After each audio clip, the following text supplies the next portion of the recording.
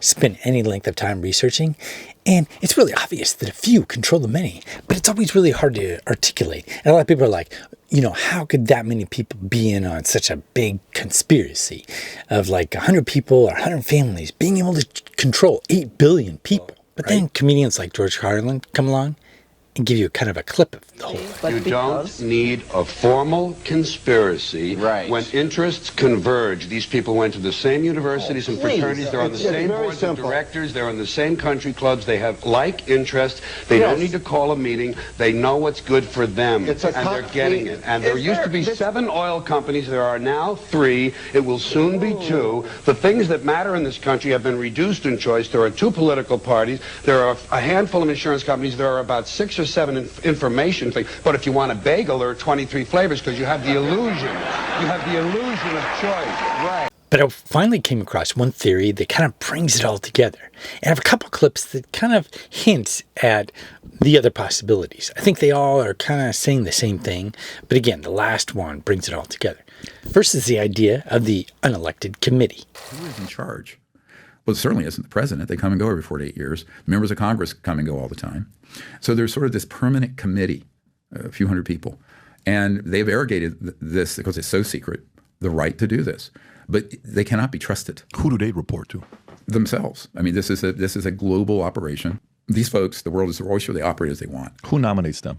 Nobody. They move up through the chain of command or through corporations. Once you reach a certain level of clearance, and you realize how monstrous and criminal the operations are, will you stay with that? And then there's the idea of the elite families. Who are these people, these faceless people that we don't know about that have more power than the leader of the free world? Who are they? We're talking about the elite oligarchs, less than 100 families that control everything you hear, see, smell, touch, what you can say, what you can't say, where you can go, what invisible line on the planet you can cross, what invisible line you can't cross. Those are the people that dominate and control the banking systems around the entire planet.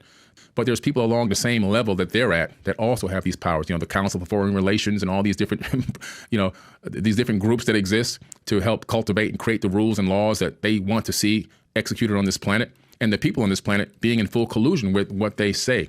In other words, the governments are supposed to work for us. We are the people that are supposed to control the governments.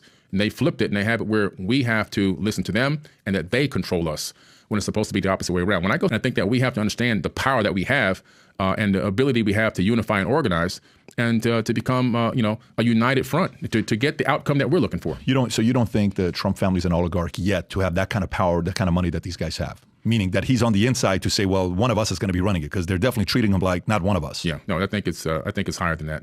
Higher what than that? Yeah. You're talking even more money than Musk's got. Yeah. Musk's not even in that community, is what you're saying. No, I don't think so at all. Got it. And now this is where it all comes together with the idea of the swarm.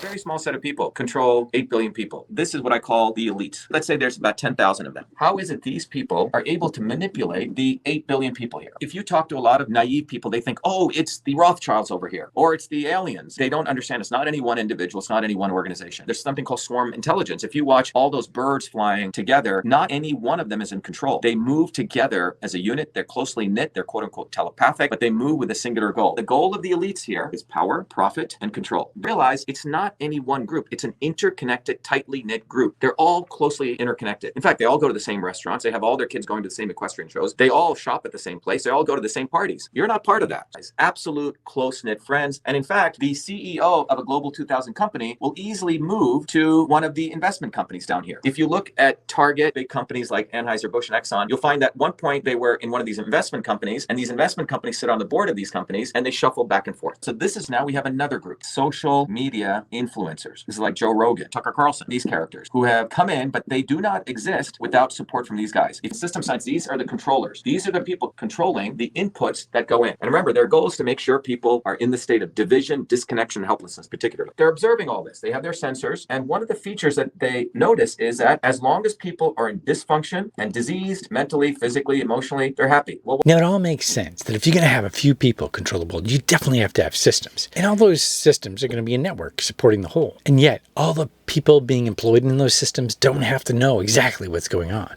They don't even know that they're being employed for things that are totally against what they believe together. And it all is designed with inputs and outputs. And it works off the idea of propaganda.